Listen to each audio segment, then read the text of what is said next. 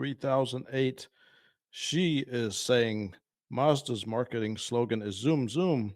I drove a rental Mazda CX-5 recently, and these are my observations when compared to the Toyota RAV4. Mm, The Mazda CX-5 had more pep at initial speed, was significantly more fun to drive, mm, probably lower gas mileage since RPM seemed more than the RAV4. Okay, yeah, you're probably gonna get less mhm. gas mileage. That's And you're true. having fun, so you're gonna eat some more fuel. As had quality doors. Seats were less comfortable though. Mm, Blind spot monitor had both a sound and a flashing warning. I enjoyed the CX-5 more than the RAV4. The questions are: what makes Mazda CX-5 more fun to drive? Is the CX-5 drivetrain as reliable and maintainable as the Toyota RAV4? Which is better between the two, and why for a buyer since costs are comparable? Which is Mazda's most reliable sedan and SUV? All right, lots of questions. mhm, First question: what makes the CX-5 more fun to drive? Okay, so I looked up the CX-5 and it looks like it has two different powertrains. mhm. One um, naturally aspirated engine, and then there's one turbo engine. So I'm thinking you probably had the turbo engine. Mhm. See, I'm gonna bring up the Google machine. So Mazda CX-5 2.5-liter Sky Active G turbocharged four-cylinder produces 250 horsepower at 5,000 RPMs. That's pretty good power out of a crossover. Yeah, and then the base one looks like it gets 187 horsepower. So Mhm. I'm thinking she probably had the turbocharged one. It's Yeah. The RAV4's got a pretty small engine. It doesn't make that much power. yeah, the RAV4 has a couple different powertrain options. Mhm. You got the base engine four-cylinder, and then you got the hybrid, and you got the plug-in hybrid. Mhm. So the plug-in hybrid and the hybrid go faster, but they weigh more because of the batteries. Mhm. So the battery weight. So I would think that the CX-5 turbocharged would be more fun to drive because it's faster. And there are other things that make a vehicle fun to drive. Fun being subjective, of course.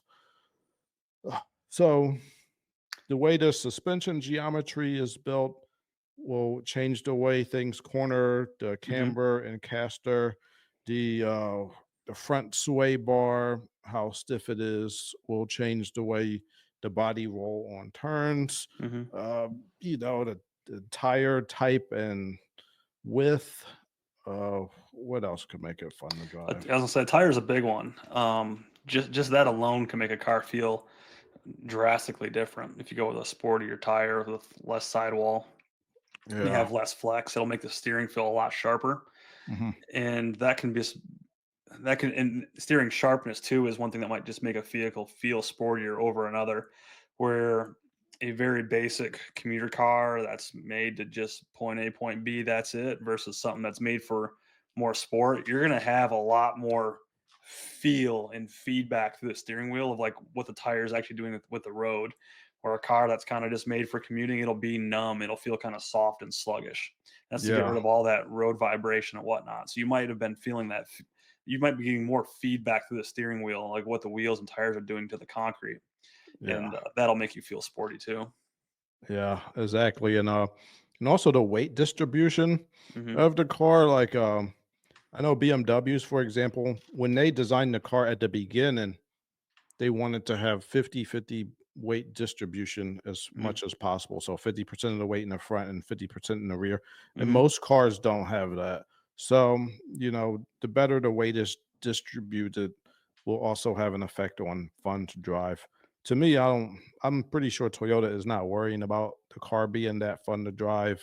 Nope. Mazda is probably focusing on that a little bit more. So that'll be the answer to your first question. The second question: Mhm. is the CX-5 drivetrain, engine, and transmission as reliable and maintainable as the Toyota RAV4? I do not think so. Now, if it's a turbo engine in particular, uh, it's more things to break. I'm not a fan of turbos, as I'm sure you guys know. The only vehicle with a turbo that I think that I would purchase now would be the Colorado, the new Hmm. four-cylinder turbo in the Colorado. And I would, if I got that thing, I would baby it. Like I would change the oil every 2,500 miles. I would probably change the oil lines for the turbo every 50,000 miles. I'd change my air filter all the time. Every other oil change, I'd friggin' I would what else would I do? I would change the coolant. I would let it idle for like a minute or two before I turn it off when I get home Hmm. to prevent any problems with turning it off with heat soak.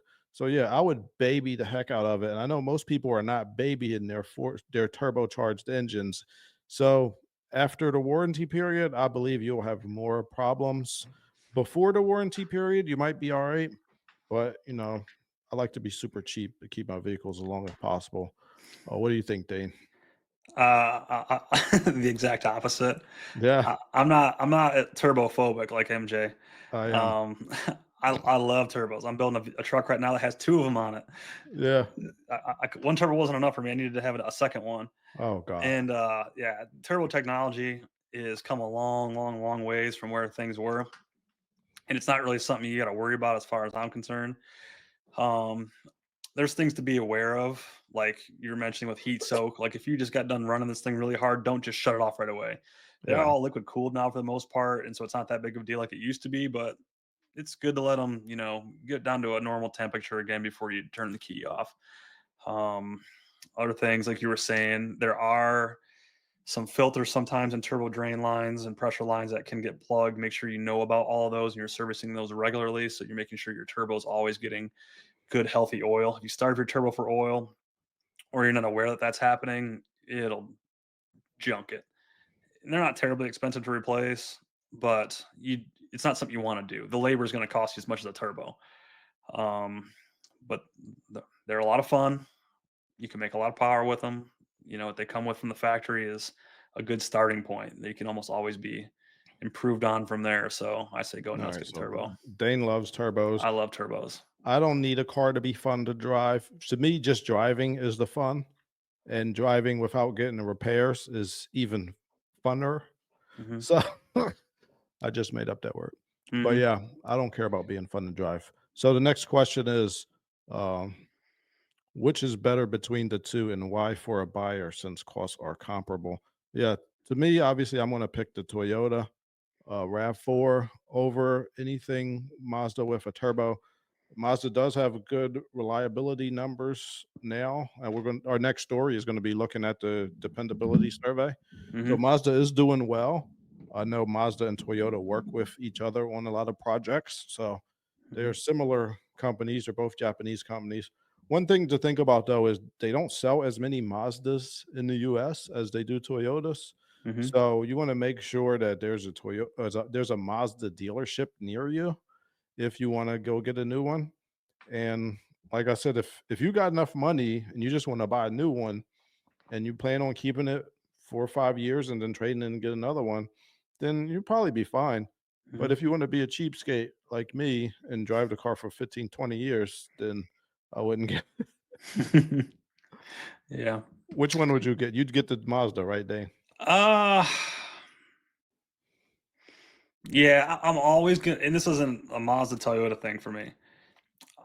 When it comes down to like which one's better, let's say you're comparing two vehicles and they're, in the same class, they're about the same price, they have about the same features. Get the one that you like more. Yeah. Does one look better? Is one more fun to drive than the other? I'm always going to go for the one that gives me the best experience, Well, she no likes the matter what. Mazda better for fun to drive. Yeah, and that's what I would pick. Pick the one that you enjoy driving. Don't get the one that might have a little bit. The Toyota probably wins in reliability overall. They're just they've been killing it for the last 15, 20 years, and they've been number one for how long, right?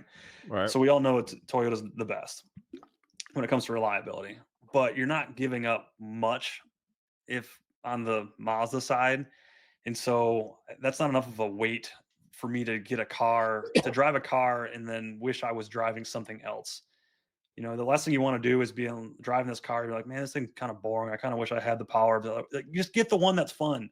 Get the one that you enjoy driving. You're gonna like it more. Even if you got to do a little more maintenance, you're gonna still enjoy driving the fun thing more. Yeah. All right. Well, there's Dane's opinion. My opinion is a little bit different. Let's see. The last question was, let's see, which is Mazda's most reliable sedan and SUV? Um, I don't know. I haven't looked into their sedans that Yeah, much, no but I clue. think their most reliable SUV is the CX-50. And you know why? It's because it has a hybrid version that has a Toyota engine in it. So that's why I like that one. hmm But and I Yeah, think they make them in the same plant. I think do they they? have a plant that they share for these. Yeah, I see. You see those Mazdas everywhere, and I know a few people that have had them, and they seem to really like them. Actually, a friend of mine's got one of the. Is it the seven? Is the next size up from the five? I think so. He's got a 7, and he loves it. He actually came out of a BMW and went into the 7 and likes it better than the BMW, Yeah, okay. which is surprising because the BMWs drive really nice. I do know they sometimes their repairs are a little weird. You gotta look into it. Mhm. I heard some of their engines, they have the intake manifold is cast with the head at the same time. Mm, So its repairs are a lot cost a lot more. So I don't know. For used, I'd rather get the Toyota. If you got enough money and you want to get a new one, and you're just going to trade it in when it's finished, yeah, get one you like better. But mhm, depending on how much money you got, Queen Bella. mhm. Let's see. She mentioned that it had quality doors. Yeah.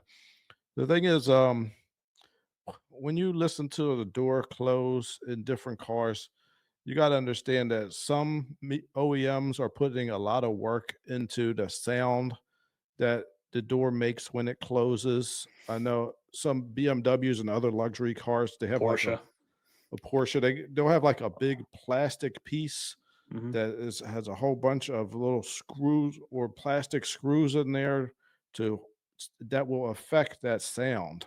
Now mhm, that plastic piece they don't really need, but they know that people will buy cars based on the way just the sound it makes when it closes. It gives a feeling of quality. So exactly. I don't put too much stock into that. To me, that's just a pain in the butt thing I got to take off if I need to service the window regulator. But yeah, it feels so satisfying, like an old air-cooled Porsche. If you ever open and close one of those doors, Yeah. it's like a solid little clunk. It just the fit and finish is just so nice. So when you do I understand the feeling. When you have it to where it just closes that nice, it feels good. Yeah. So yeah, it's just a, a little thing that they put on there for their customers that the customers will be able to tell that sound. Their Mhm. core customers, like Dane was saying. Yeah, yeah. So if they made a new Like, Porsche and "Ooh, it didn't have that sound, Dane would be like, wait a minute. wait, this one there's something wrong with this one." Yeah, I don't want this one. This one's not quality. But Yeah, why does my one from meanwhile, 1978 sound better than this one? Yeah. it's just like a piece of plastic that's covered in the whole thing that affects that. Well, It matters, yeah. though. It's the little things. Or I had to do my friend's regulator in his 7 Series BMW. And I took the the thing off and I saw this big plastic thing. I was like, what the frick is this thing? But yeah, that is I think that's it. That's all the questions. So there we go. Hope we answered your question, Queen Bella.